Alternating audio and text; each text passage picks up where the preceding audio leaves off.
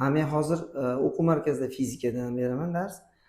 Institut esa robototexnika yo'nalishi bo'yicha. Endi ikkalasi ham fundamental, ya'ni fizika fundament hisoblanadi. Uni bilmasa robototexnikani aniq bilmaydi. Shunaqa narsa. Asosan katta tajriba olganman. Qarang, mana shu ko'rsatmani ham ochiqlasak bo'ladimi? Ya'ni kimgadir life hack bo'lishi mumkin. O'qib, oliy ma'lumotli bo'lishligingizdan asosiy maqsad ana shu boshidagi fundament shu bo'lgan. Majburlab olib kelayotgan ota-onalar qanday farqlashligi mumkin? Bolasi oliy ma'lumotli bo'laolmaydi yoki bo'la olmaydi. Bu ularda tushunsa bo'ladi, lekin oliy ma'lumotli, lekin ma'lumotsizlari haqida ozgina gapiraylik. Bu savol nima uchun olib kelyapman? Hozirgi paytda mana ChatGPTdan foydalanyapsiz. Qanchalik darajada ish effektingizni oshiryapti? Qanday foydalanyapsiz? Sizga xullas bu minbar mahalladoshlarimizga yana qo'shimcha nima deyishingiz mumkin? Xo'p, assalomu alaykum hurmatli tomoshabinlar. Siz bilan loyihasini 3-sonini syomka qilishni boshladik. Bu galgi sonimizni mahallamizda va Kiro'rishda mana shu yuqoridagi o'quv markazida syomka qilamiz. Bu o'quv markaziga asos solgan Shohruh Mirzo aka bilan intervyu bo'ladi bu galgi sonda. Bu akamiz o'zini bolalar abituriyentlarni o'qishga tayyorlash bilan mahallada yoki boshqa joylarda ham ancha dong'i ketgan.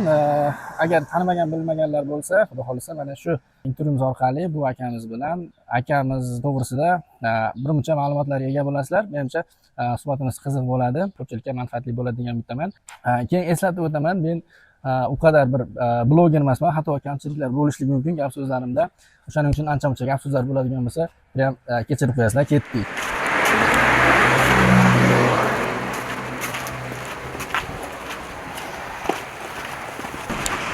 Xo'p, kirishimiz mana shunaqangi holat ekan. Xo'p, yaxshi, Shohruh Mirzo aka. Adashmasam resepsioni shu yerda edi. Assalomu alaykum. Aka, ana bo'lay, qolasizlar. Yaxshimisizlar? Salomatmisizlar? Uzr, kutirib qo'ydik. Salomat, yaxshimisizlar? Telefon taqolamiz. Xo'p, demak, mana shu xonamiz da gaplashamiz, xudo xolasa. Qani bu yoqqa o'ting unda? Mehmon o'tirsiz. Siz yo'q, siz gapirasizda. Xo'p, o'tasizda. Men mana shu yerda turaman, bo'ladi. Xo'p, demak, suhbatimizni boshlaymiz. Shohruh Mirzo aka, xullas, mana shu siz bilan loyihasini tomoshabinlariga o'z haqingizda qisqacha gapirib beradigan bo'lsangiz, albatta sizni mahallada ko'pchilik taniydi, nafaqat mahallada, sizni ham o'quvchilaringiz ko'p. Bizni asosan nimagadir YouTube statistikasi bo'yicha Toshkentdan ham ko'pchilik ko'ryapti ekan. Ana shu umuman siz tanimaydigan insonlar uchun ham o'z haqingizda batafsil qayerda o'qiysiz, o'qigansiz, ishlaysiz, loyihalaringiz, shu dissertatsiyangiz yo'nalishimi, mavzusimi qisqacha. Men Oripov Shohruh Mirzo Muzaffarbek o'g'li. Oripov Shohruh Mirzo Muzaffarbek o'g'li. 1994-yil 9-oktyabr Shahrixon tumani Xo'jobod qishlog'ida ishchi oilasida tavallud topgan. 2001-yil 26-umumta'lim maktabida 1-sinfga qabul qilingan. Bu maktabda 2-sinf yarmiga qadar o'qib, 2003-yildan 14-umumta'lim maktabida 2-sinf 3-choragidan ta'lim olishni davom ettirib, 5-sinf 2-choragigacha ta'lim olgan. 2006-yildan 6-sinf yakuniga qadar 26-maktabda o'qishni davom ettirgan. 2007-yil 22-ixtisoslashtirilgan maktab internatida 9-sinf yakuniga qadar o'qib, maktabni shu joyda tamomlagan. 2010-2013-yillarda Andijon mashinasozlik qoshidagi 2-sonlik akademik litseyda 3 yil ta'lim olgan. 2013-2017-yillarda Andijon mashinasozlik institutida bakalavriat darajasini tamomlab, 2017-2019-yillarda Islom Karimov nomidagi texnika universitetida magistrlik darajasini tamomlagan. 2019-2023-yillarda Andijon mashinasozlik institutida o'qituvchilik faoliyati, 2023-yildan hozirgacha mana shu dargohda ilmiy izlanuvchisi, ya'ni doktoranturada ish faoliyatini olib kelmoqda. 1994-yil Andijon viloyati Shahrixon tumani Xo'jobod mahallasida tavallud topganman. Oddiy oilada, ya'ni otam usta, onam uy bekasi. Hozirda o'zim o'qituvchilik faoliyatini Andijon mashinasozlik institutida faoliyat yurgizaman. Undan tashqari ilmiy ish olib boryapman, ya'ni doktorantman.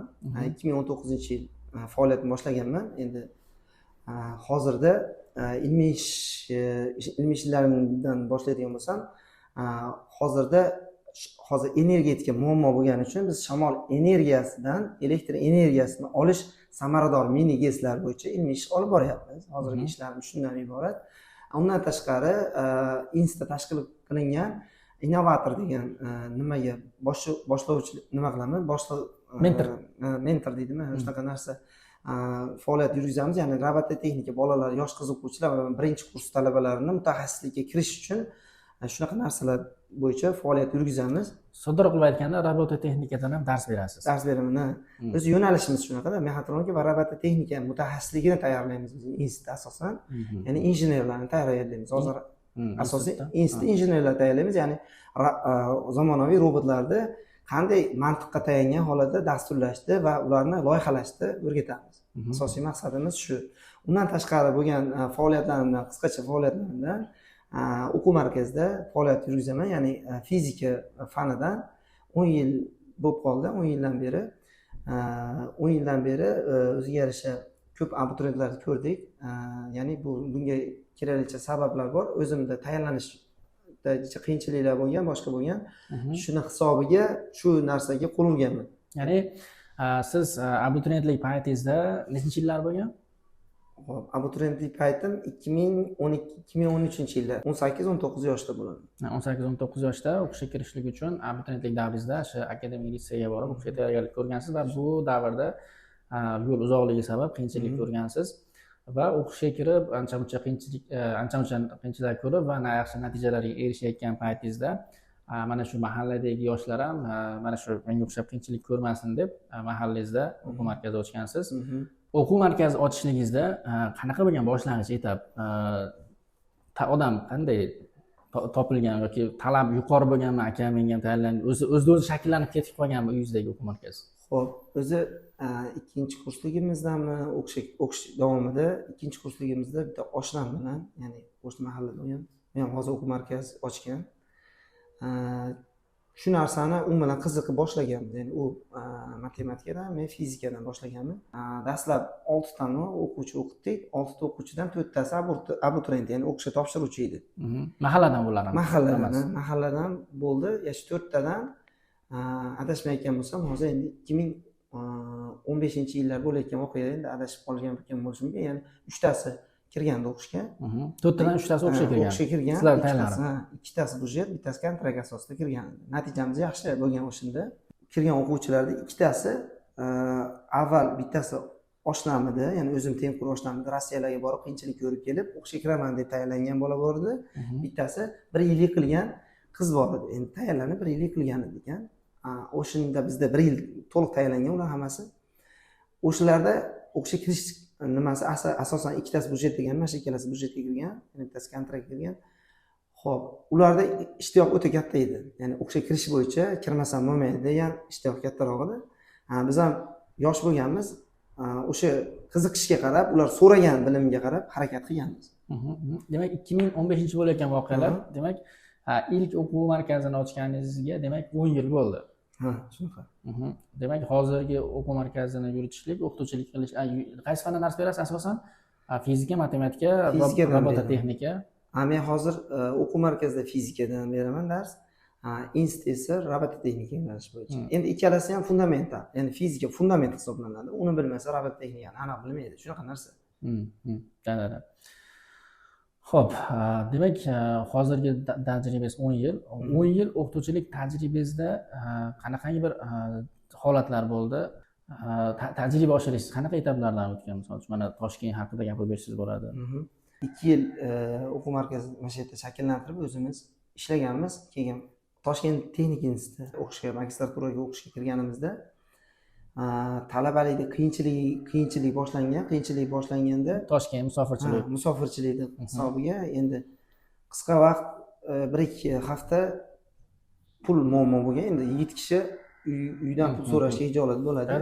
Shuni hisobiga to'yxonalarga bizdan katta kurslar chiqardi ekan. To'yxonalarga keyin poyezd vokzallarga borib bir kun chiqib ko'rganmiz. Uzum nimasini vagonga to'ldirish kerak degan. O'sha vagonni to'ldiramiz deb erta mana kechgacha urinib 50 ming so'm o'sha paytda 50 ming so'm oladikmikan adashmasam, ana shuni 50%ni gel olib kiyimimiz yuvadigan darajaga kelganmizda. Xullas bu og'ir mehnatingiz Andijonda Andijon mashinasozlik o'qib yurgan paytingizda o'sha bolalarni tayyorlab o'qishga kirgizayotgan tajribangiz bilan Toshkentga borib ana shu og'ir mehnatni qilyapsiz. Aha.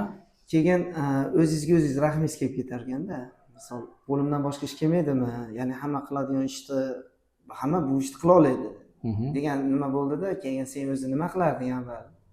Endi sen nima vaziyatga tushib qolding hozir degan tushuncha bo'lib qolib, keyin o'quv markazlarida ishlasak yaxshi bo'lar ekan degan tushuncha bo'ldi. Ya'ni qo'limizdan, ya'ni jamiyatga yaxshiroq foydamiz tegadigan yo'nalishni qidirdik.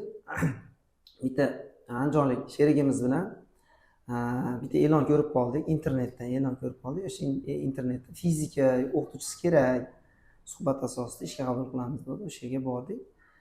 Suhbat qildi, imtihon qildi, o'tdik. Suhbatdan o'tganimizdan keyin ish faoliyatini boshladik. Tez orada ularga ham o'qituvchi kerak ekan. O'quvchilarni qabul qiladi. Men o'quvchilarni dars o'tamanda qandaydir o'xshamayapti-da. Ya'ni Andijondagi o'qituvchilik bo'yicha 2 yil tajribangiz Toshkentda o'tmayapti. O'tmayapti. Shunaqa vaziyatlar bo'lyapti. Men qandaydir qanaqa ko'rsam ham o'xshamayapti. Qandaydir ularda nimasiga tusha olmayapman. Yo qandaydir yo sheva desam, sheva ham bo'lmasa kerak. Keyinchalik o'ylab ko'rsam unaqa emas edi. Keyin tajribali o'qituvchilar bu yerda baribir psixologik resepsiyonimiz yaxshi ishlagan. Keling, mana o'qituvchi, ya'ni necha yildan beri ishlaydigan o'qituvchi bor, shu bilan suhbatlashib ko'ring dedi. Kerakli ko'rsatmalar berdi. Bolalar menda yordamlashish kerak.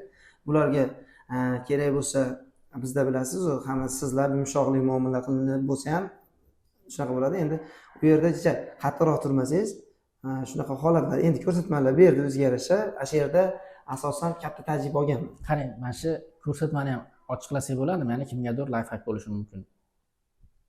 Xo'p, u ko'rsatmada asosan nima degan? Ya'ni siz qishloqdagi o'zimiz mana shu Andijon viloyatidagi dars berishligingiz jarayonidagi tajribangiz bilan Toshkentdagi tajribangiz hozir o'syapti-da.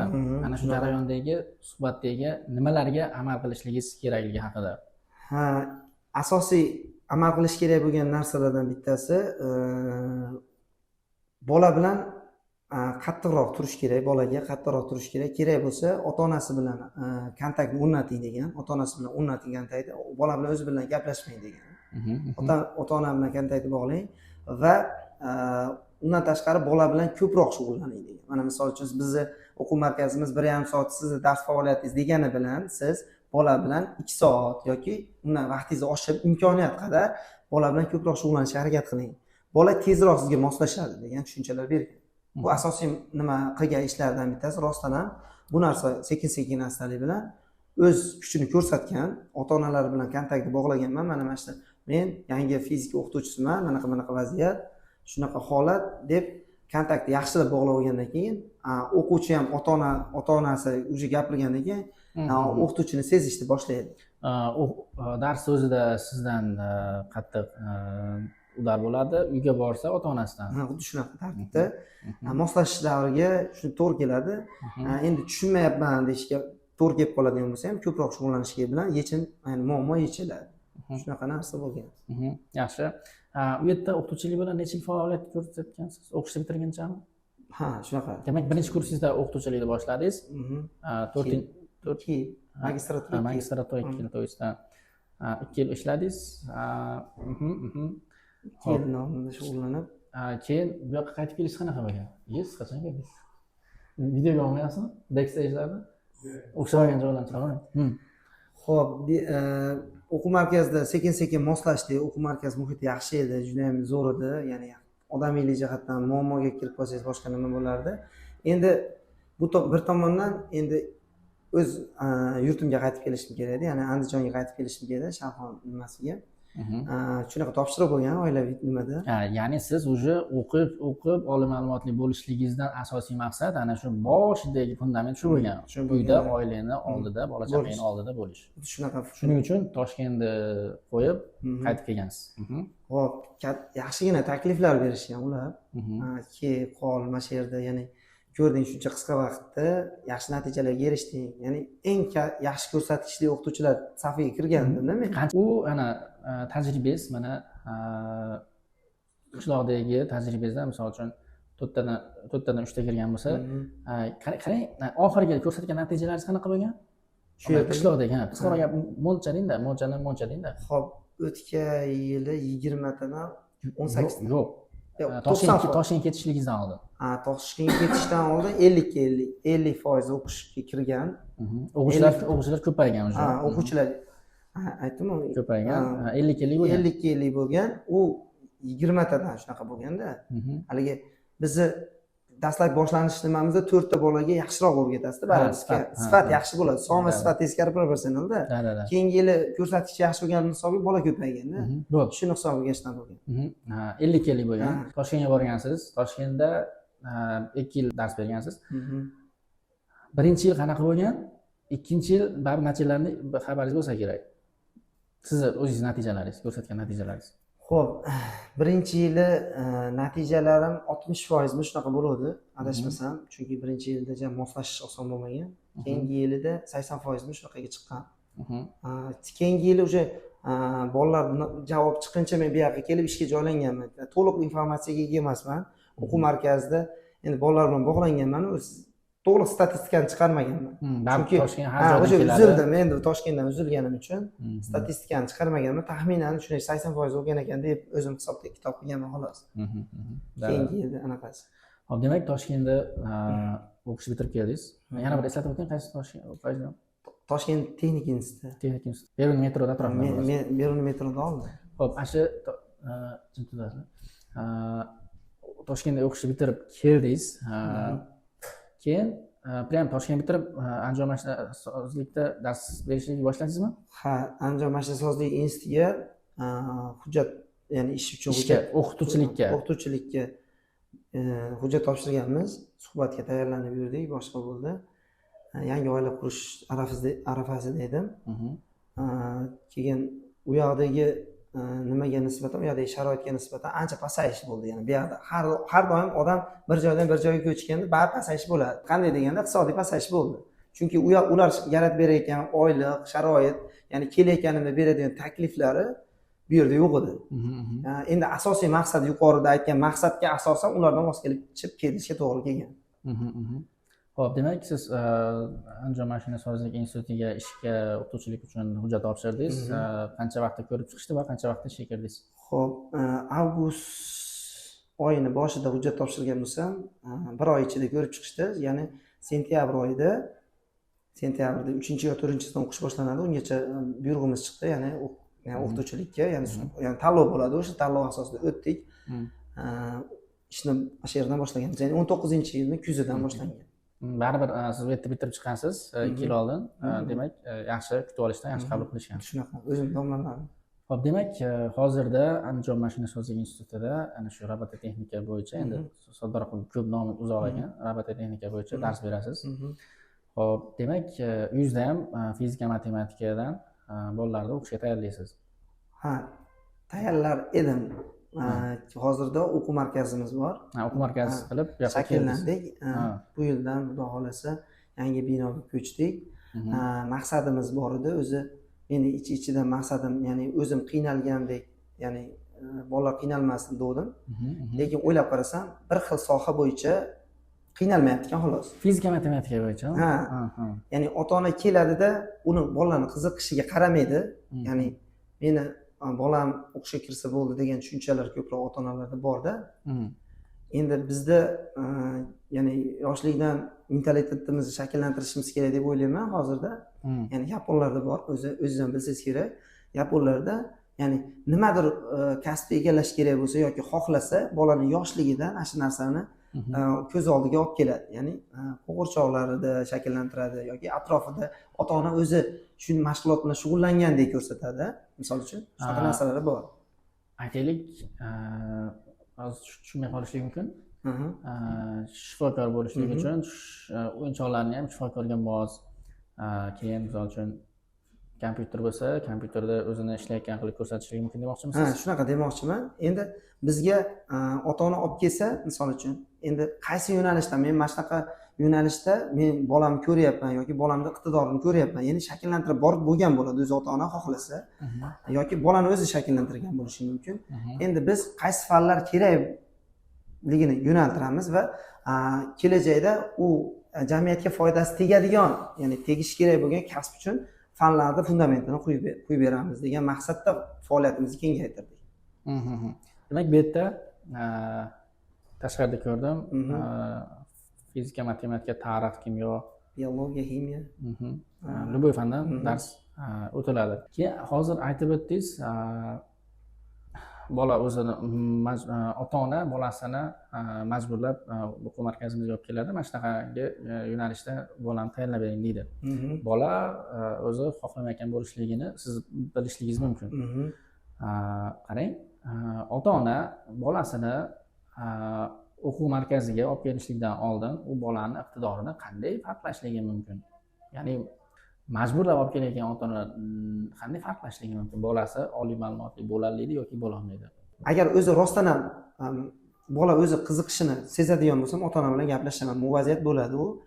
Ota-ona bilan gaplashib, mana shunaqa narsa bolangiz qiziqmayapti degan tushuncha bo'ladi. Endi neytral bolalar ham kelib qoladi. Neytral, ya'ni o'zi bilmaydi nima qilishini, lekin unga ham qiziqmaydi. Shunisi yomonda. Ha, neytrali ham bor. Endi neytral bolaga ota-ona olib keladi bizga. Mana misol 2 yil, 1 yil qoladi. Shunda bolaga endi nimaga qiziqasan desa, bilmayman deydi. O'sha narsaga qisman olganda o'zimiz ham sababchimiz, ota-onalarning o'zini ham sababchi deb olsak bo'ladi. Aytdim, boshida sen mana shu kasbni egallasang, masalan uchun shifokor bo'lsang, odamlarga foydang tegadi. Qara, shuncha odam mana bemor, shuncha odam manaqa bo'ladi desa, o'sha kasbga nisbatan mehr uyg'onadi. Ota yoki ona shu narsani bunday nima deydi, tasavvurida o'zini ko'ra oladi. Bola sekin-sekin o'sha bo'lishga qiziqadi. Shunaqa narsa qilish kerak. Endi oilaviy muhit. Qisqa faqat ota-onalarni men qoralab yubormoqchi emasman. To'g'ri, ularda ham anaqa nima yo'q. Lekin qisman bo'lganda ham bolasizga qisqa motivatsiya, ya'ni yo'nalishlar berib turish kerak. Ya'ni o'zim o'qimaganga yarasha bolam mana palonchi manaqa ko'p odamga foydasi tegadi degan ma'noda shunaqa motivatsiyalar berib turish kerak. Keyin asosan biz mentalitetimizda mana misol uchun Islombekka o'xshagan odam bo'lsang zo'r pul topasan degan tushuncha bo'lmasligi kerak. Shu motivatsiya bermaslik kerak. Olgan imkon qadar daromadni qo'shmaslik kerak deb bilaman. Sababi farzand bora ashkasini egallaydi, o'ylagandek daromad ololmayapti. Tasavvur qiling, shunaqa holat bo'lyapti-da, korrupsiyaga yo'l qo'yishni boshlaydi. Keyin yana bitta narsa, bu narsa agar ota-onada o'zida ham bo'lishligi mumkin-da, bu bunaqangi tushuncha. Baribir universitetni bitirgan bola birdaniga o'zini ishini topib ketishligi qiyin, ayniqsa hozirgi O'zbekistonda ish joyi kam bir paytda. Ana shu paytda ota-onadan ham ugroza bo'ladi. Nimaga ishlamayapsan, o'qib nima qilding degan. Keyin yana bitta narsa, ba'zilar bor, oliy ma'lumotli, misol uchun 1-2 yilda ishini o'rnini topib ketadi. Ba'zilar bor, bu ham topolmasligi mumkin, talab bo'lmasligi mumkin u bolaga. Bu holatda u bolani o'qish davrini misol uchun qandaydir yo'llar bilan behuda ketkazib yuborgan bo'lishligi mumkin. Bu endi har xil sabab bo'lishligi mumkin. Balki yaxshi o'qigan, lekin o'z kasbini ishlash mobaynida o'zini e'tiqodiga zid bo'lgan holatlar uchun diplomiga mos kelmagan boshqa ishlarda yaxshi natijalarga erishib ishlab yurgan bo'lishligi mumkin. Va qandaydir sohasida mashinniklar bo'lishligi mumkin. Lekin bu ularda tushunsa bo'ladi, lekin oliy ma'lumotli, lekin ma'lumotsizlari haqida ozgina gapiraylik. Odatda men o'zim faoliyatimdan aytadigan bo'lsam, abituriyentlarda o'qish davomida, endi yaqinda o'qishga kirishga 1 oy, 2 oy qolgan abituriyentlarga ko'proq motivatsiya beraman. O'qish davomida mana o'qishga kirdingiz, bu yerda kichkina pog'onacha xolos, ya'ni bitta zinani tepasiga chiqdingiz xolos. Hali o'qish davomida bu o'qishda hozir nagruska bilan o'qiydi, abituriyent degan odam nagruska bilan o'qiydi. Keyin o'qish davomiga kirgandan keyin bu nagruskani o'z aslida ko'paytirish kerak. Bizda faoliyat teskari bo'lib qoladi, ya'ni o'qib qiynalib o'qib kirib, o'qishda sразу bo'sh qo'yib yuboradi, shunday qo'yib yuboradi. O'sha narsani qilmanglar. Birinchi o'rinda hozir shunday chiqdingiz, o'qishga kirdingiz, o'qishda 4 yil davomida tasavvur qiling, siz kontraktga kirib oldingiz. Nufuzli bitta kontraktga kirib oldingiz. Endi unga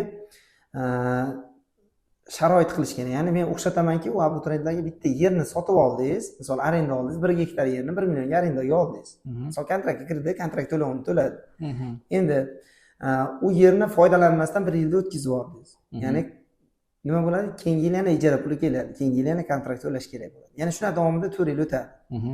Endi uning uchun nima qilish kerak edi? Bu yerdan unumli foydalanish uchun yoki bog' qilish kerak yoki nimadir foyda olish uchun birinchi misol uchun dasturlash yo'nalishi bo'ladigan bo'lsa, xususiy kompyuter olish kerak. Jicha rasxod bo'ladi xolos. Misol uchun hozir davlatimiz imkoniyat beryapti, million dasturchi degan narsa beryapti. Misol uchun shunaqalardan foydalansa bo'ladi hozirda-da.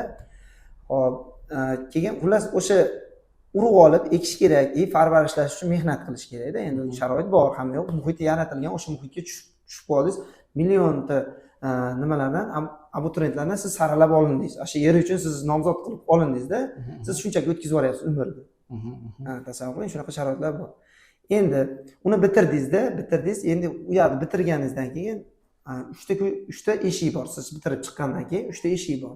Uchalasiga ham yozib qo'ygan. Chet tillarini bilsang, keyin kir deb yozib qo'yganda. Uchala eshikdan boshqasi yo'q bo'lsa, siz qolavering, o'sha kirmang degan ma'noda boshqa yo'lingiz yo'q. O'sha yerda neytral zonada qolib ketib qolasiz. Shuning uchun abituriyentlarim meni qo'limga kelib, endi bitirib chiqib ketayotgan paytda shu narsani aytamanki, 4 yil davomida qo'lingizda ingliz tili yoki qaysidir tildan ya'ni chet el xalqaro nima tillarda sertifikati bo'lsin. Bu IELTS yoki misol uchun qaysidir nemis tili bo'lishi mumkin, Germaniyaga hozir bo'lyapti. Shunaqa narsa bo'lsin. Ya'ni o'zingiz dangasalik bilan o'tkazib yuboring 4 yilda. Xo'p, undan tashqari o'zingizga kerak bo'lgan mutaxassislik, misol uchun, ya'ni ish faoliyatini boshlab, misol ikkinchi eshikka kirdingiz, ish faoliyatingiz davomida tilni bilaman ekan deb kompyuterda tushunmasangiz ham bo'lmaydi-da. O'zingiz faoliyatingiz davomida mehnat qilish kerak, domlalar nima beradi, kadr beradi, misol uchun. Ko'p atrofimizda biz o'qigan va siz aytmoqchi ishini topolmayotganlar ko'rinadi-yu, tashqarida ishlab yuradi. Xolosda ishini topib ketganlar o'zi ko'rinmay, ketishasi kunduzi ketadi, ishi ko'rinmaydi-da, bilinmaydi. Shuning uchun tabiiy holat bu demoqchiman. Ko'pga o'xshab ko'rinishi. Institutda ham o'qituvchilarning qaysidir qismi o'sha beradi, bilimda o'xshi beradi, lekin uni aksariyat qismi oladi, o'shalar hayoti chiroyli ketadi. Ya'ni bu narsa prosesni rivojlantirish uchun hammasi shunday his qilsa o'zini tanasida. Menimcha hammasiga ish o'rni bor O'zbekistonda. Keyin yana bitta narsa, bu gaplarimizdan keyin ish joyi yo'q, lekin degan keyin yana men yaxshi o'qiganman, lekin ishga olishmayapti. Keyin yana nimalar gapirishlari mumkin. U ishni topib ketolmaganlar, shu vaqtini bekor o'tkazgan, lekin ish topolmayapti. Xo'p, bu tabiiy holat. Odam, insoniyat o'zini bironta muvaffaqiyatsizlikka uchragan paytda o'zidan boshqa hamma jamiki odamni ayblaydi. U aniq u. Men o'sha gapiradigan odamlarga maslahat beraman, avval deb o'ylab ko'ring. Rostdan siz o'sha aytgan gapingizga yarasha mukammalmisiz, yo'qmisiz? Buni bilish kerak. Men aytayotgan talablarni, misol uchun o'zini mutaxassislik bo'yicha yaxshi bilgan bo'lsa, xo'p, domlalar aytgan dastur bo'yicha o'qigan bo'lsa, men aytgan sertifikatni olgan bo'lsa, chamam ko'chada yuradigan bola bo'lmaydi-ku. 10 yil mobaynida o'quv tizimlari ancha-muncha o'zgardi. Uning ichiga sun'iy intellekt kirib keldi. Sun'iy intellektdan qanchadan beri foydalanyapsiz? Sun'iy intellektdan va qanaqa sun'iy intellektlarni ishlatasiz? 2,5 yil o'qib olsak kerak. 2 yil yo 3 yil oldimi ekan. Xullas, shundan foydalandik. Men boshida sun'iy intellektga yozib ko'rdim.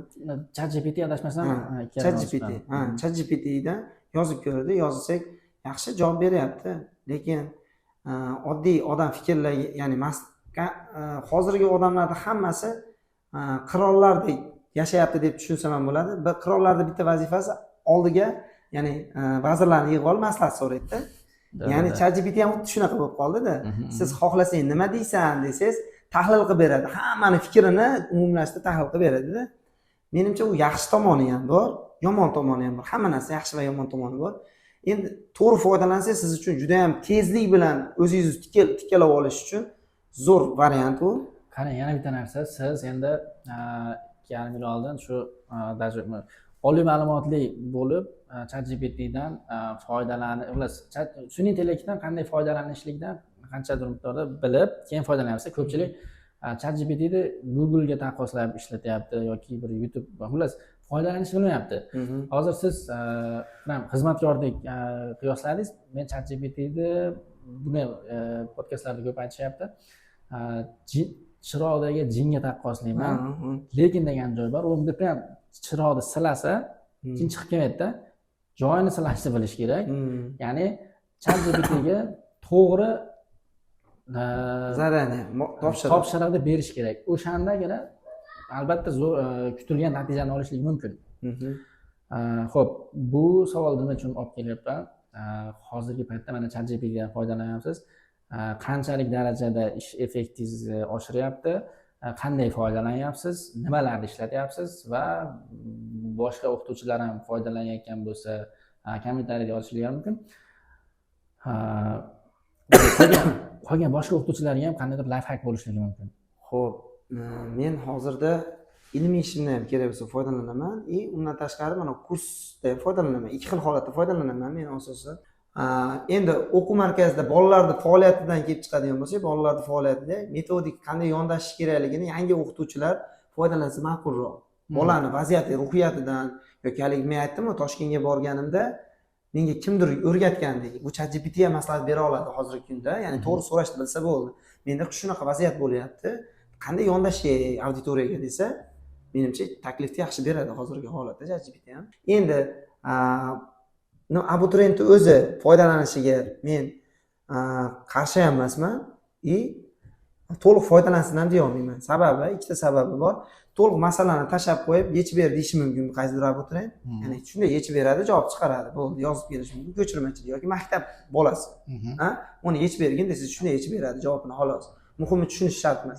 Endi shunaqa masalalarni menga tushuntirib ber, qanday qonuniyat bilan sodda tilda tushuntirib ber deb izoh qilib yozib bersa, ketma-ketlikda manaqa bo'lgani uchun sen tasavvur hayotingda manaqa bo'ladi deb oddiy misollar bilan tushuntirib beradi-da, haligi bir tun boshli bitta kitobni o'qigandek ma'noni beradi. Misol, ma'no mazmunini beradi. U so'rashni, siz aytgandek, so'rashni to'g'ri berish kerak xolos. Hali domlasini yuklamasini tezda qutulsam bo'ldi, ashuni bajarsam bo'ldi deydigan bo'lsa, u minus ishlaydi. Agar o'zini haligi vaqtidan foydalanib, qo'shimcha bilim olmoqchi bo'lsa, menimcha zo'r narsa u.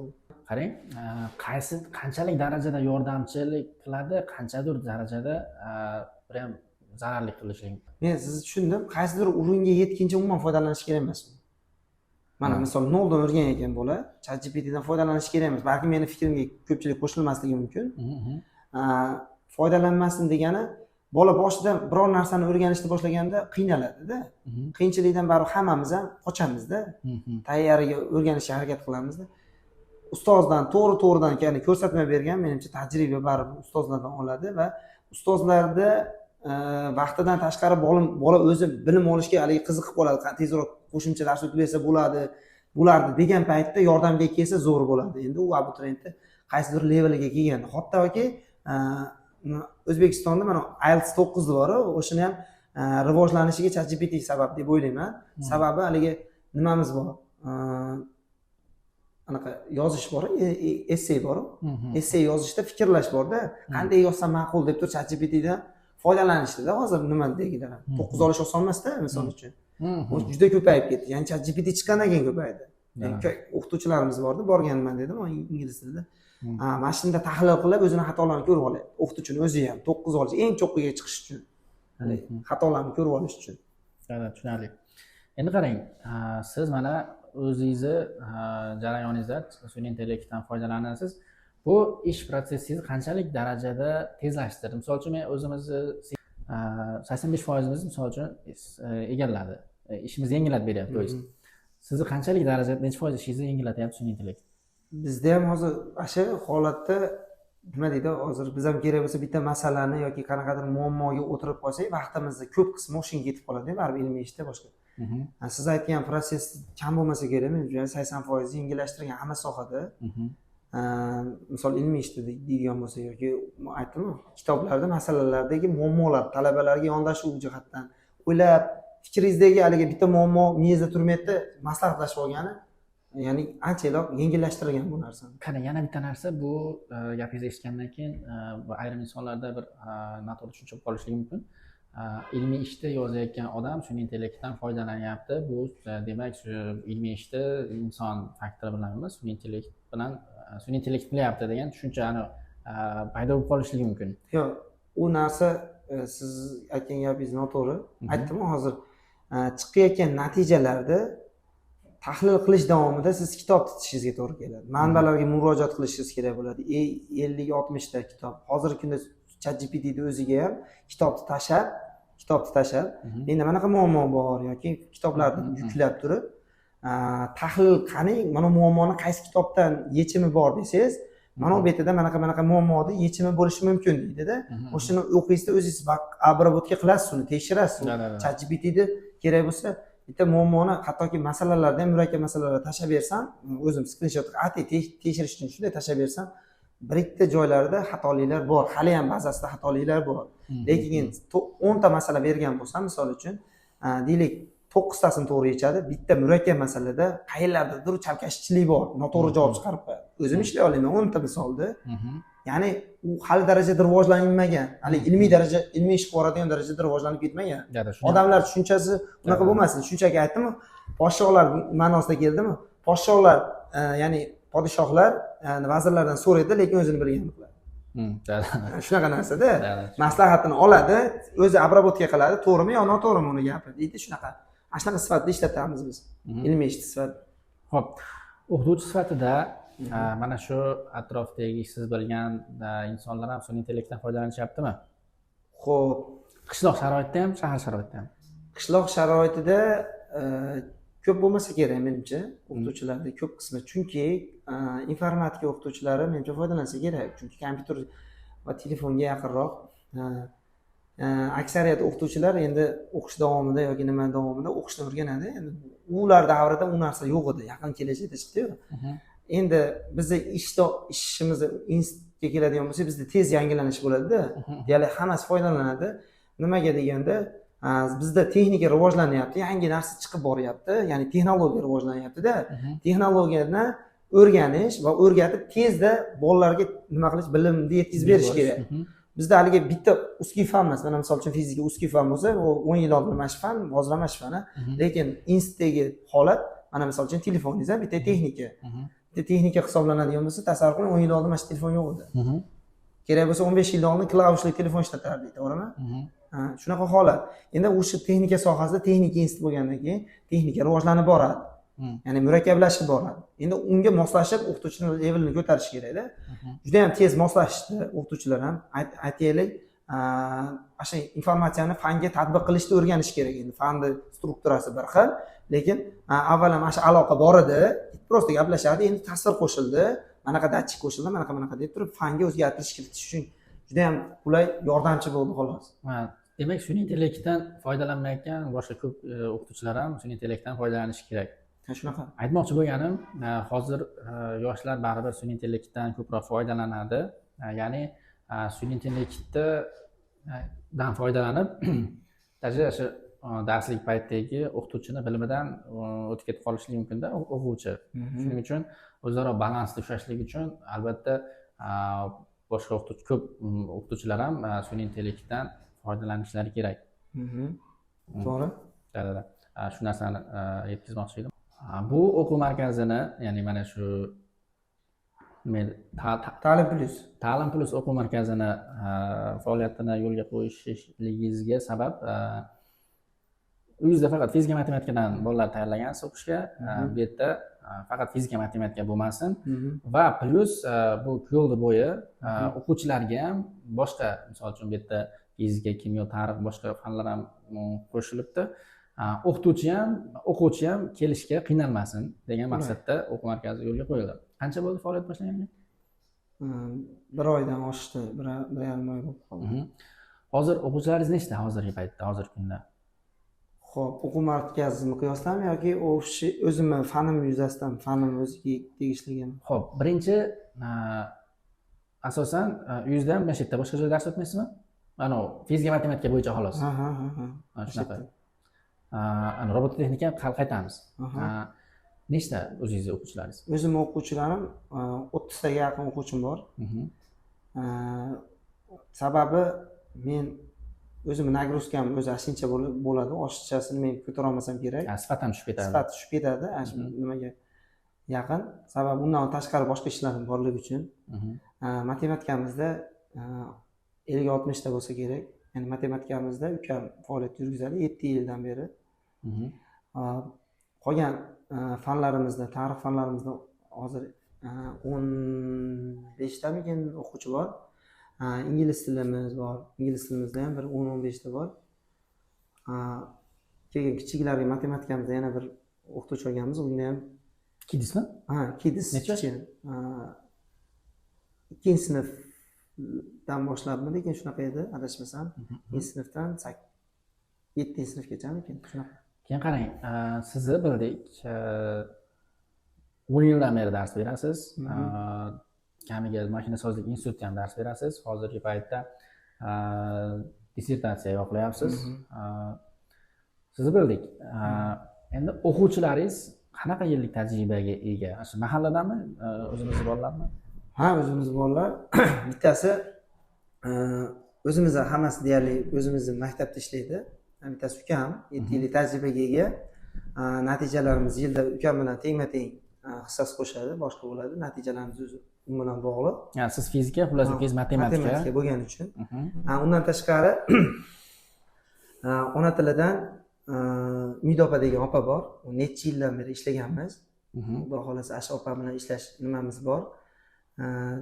Hali ona tili boshlanmadi-da. Haligi gruppani to'ldirib bersak, ya'ni faoliyat yo'lga qo'yib, o'quv markazida nima qilganimizcha gruppa to'layapti hozir.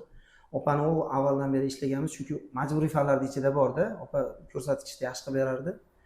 Tajribasi bizdan ham ko'p bo'lsa kerak opani. Undan tashqari Isajon, ya'ni tarixini men mahallada men o'zim aytishim ham shart emas, o'zi hamma biladi. Ya'ni eng yuqori darajada tarix o'qituvchisi bo'lsa shunchalik bo'lishi mumkin. Ya'ni ko'rsatkichi adashmasam yaqinda eshitdim, bitta bolani 3 oy tayyorlab bitta sertifikat olgizibdi, kichikroq sinfda.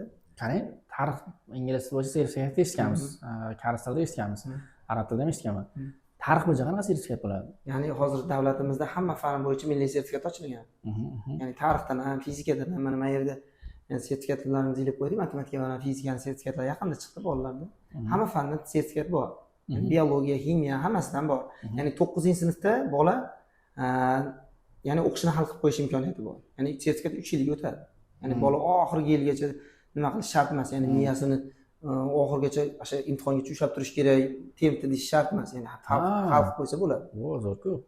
Shunaqa narsa bor. Qarang, demak, siz mana shuncha tajriba bilan faqat 30 ta bolaga dars berasiz, sifatni tushirmaslik uchun. Demak, qolgan o'qituvchilarni ham sifatini tushirmaslik uchun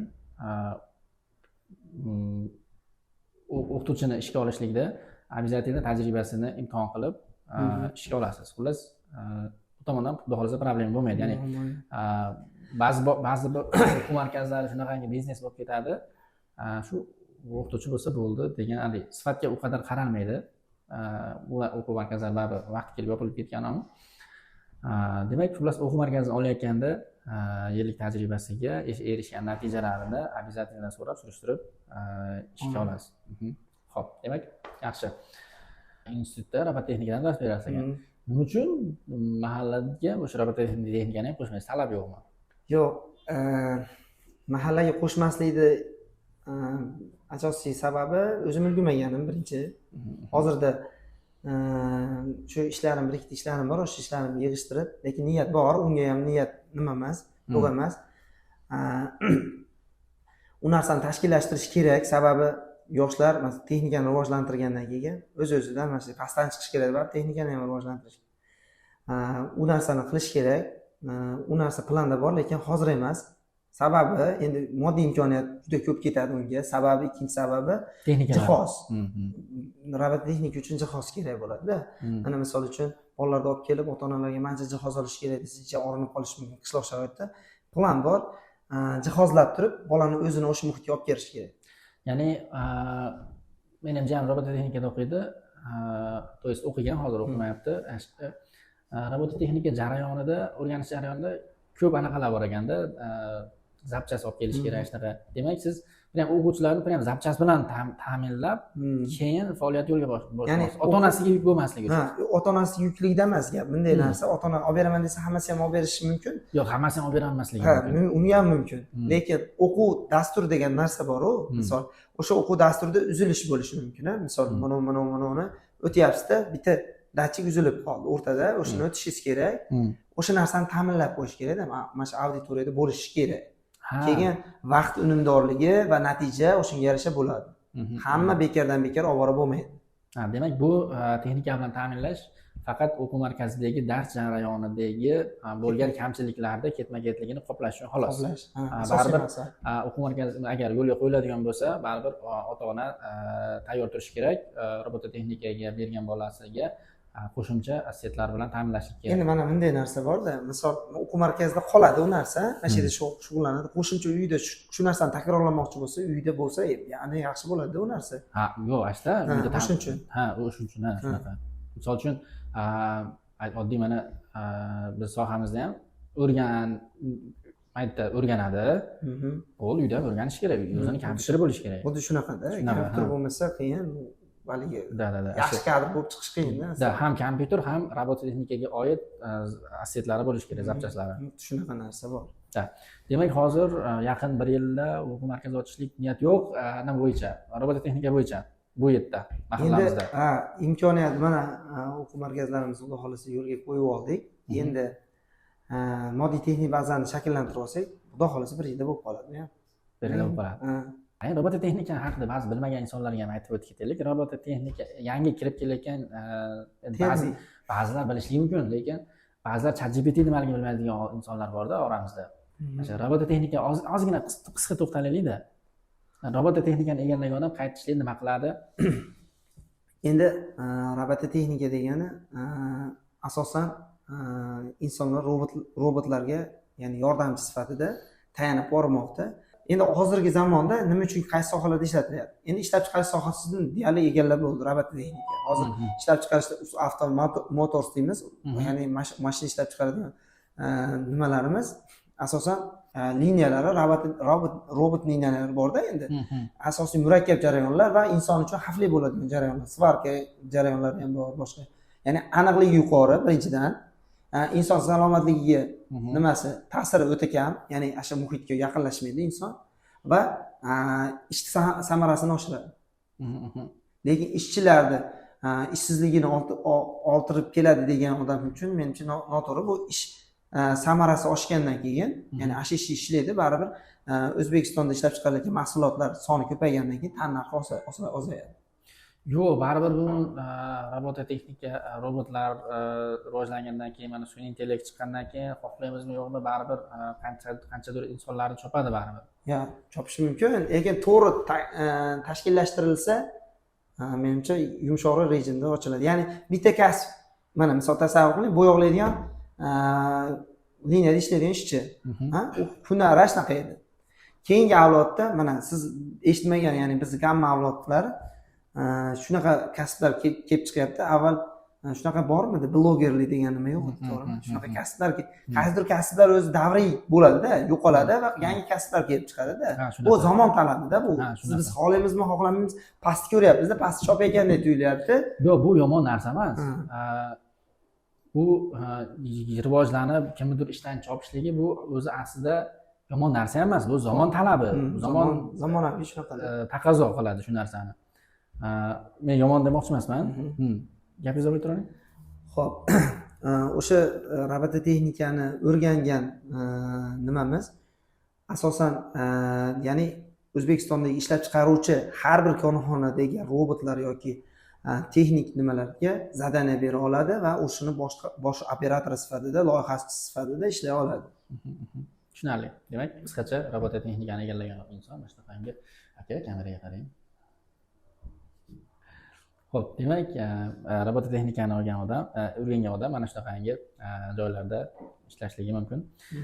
Xo'p, demak, robototexnika haqida gaplashdik. Endi qarang, yana bitta siz o'quv markazi ochganingizcha bu gap suhbatimizdan keyin xullas bu suhbatimizdan keyin robototexnikaga bolasini beradigan ota onalar siz bu yerda o'quv markazingizda robototexnikadan yo'nalish ochguningizcha qayerga borib bolasini o'qitib turishligi mumkin, qayerlarni bir tavsiya qila olasiz?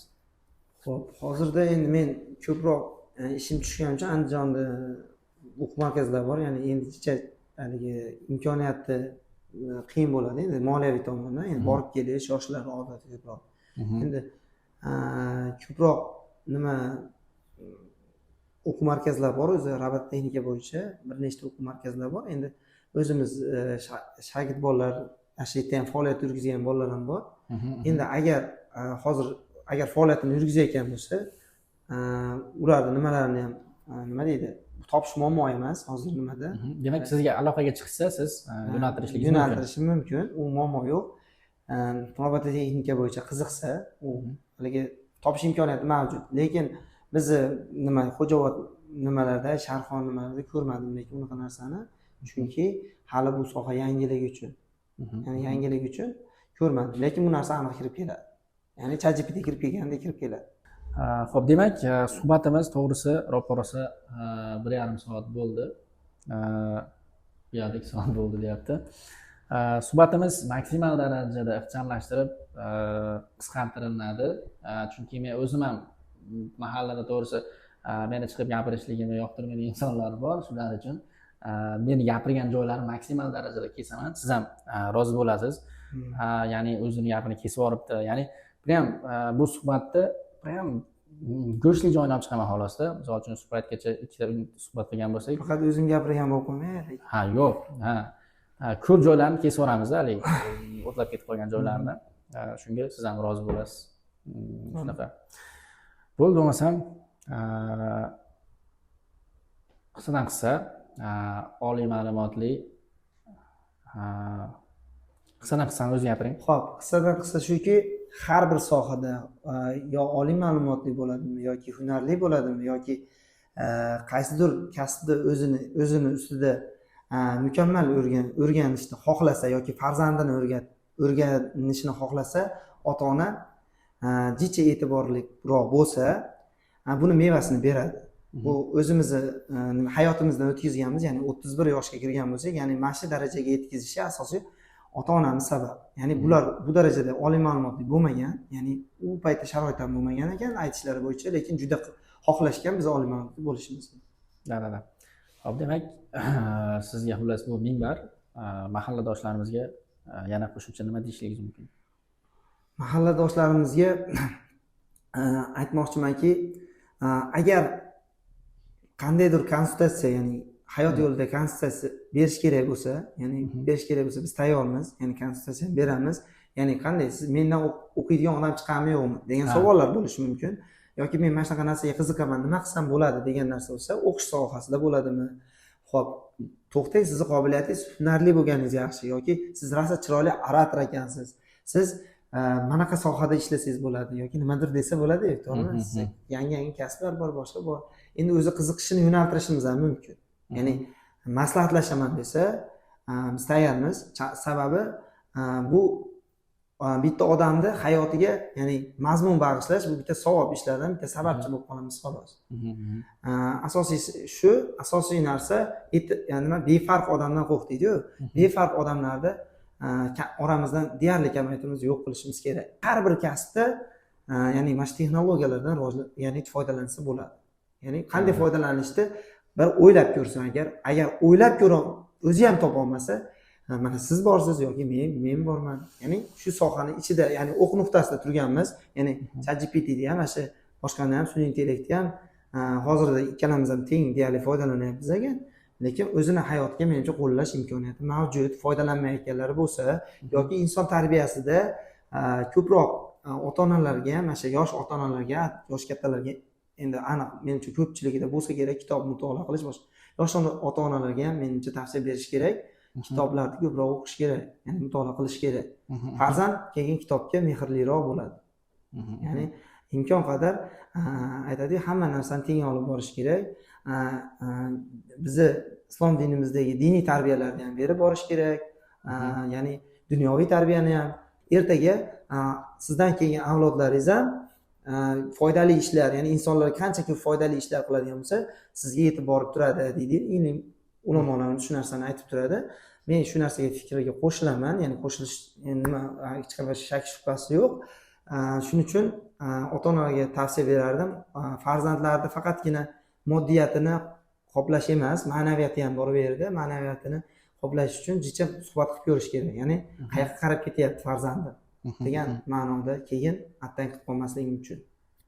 Tushunarli. Demak, hurmatli tomoshabinlar, Shohruh Mirzo akamizni mana shu atrofda o'quv markazi ochib faoliyat boshlashligida mana shu atrofdagi insonlarni hayotini qaysi miqdorda yaxshilashlikka harakat qilish.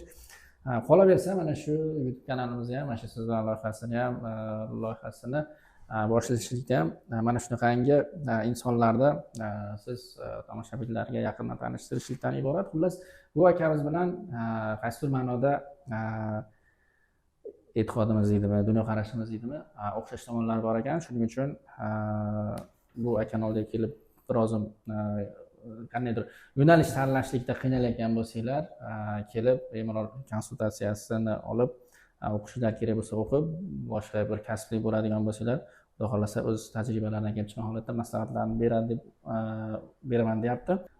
Xullas, bizni YouTube kanaliga ham obuna bo'linglar, like bosish yoki kommentariy yozish o'zingizlarning ixtiyoringlarga havola. Lekin mana shu suhbat jarayonidagi qandaydir o'rinli kamchiliklar bo'lsa, bemalol yozishinglar mumkin.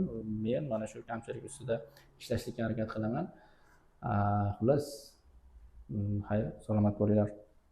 Bo'ldi? Hozirgi bola kim o'g'laydi? Kim edi bu bola? Abbosxon aka bor-ku. Haligi nima bor-ku, katta eshiginglar bor. Katta eshiginglar bor.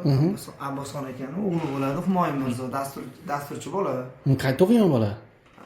Farg'ona Tatuda. Mana shu yerda hozir resepsiyonda o'tiribdi, dastur nimani oshiryapti, malakasini oshiryapti hozir.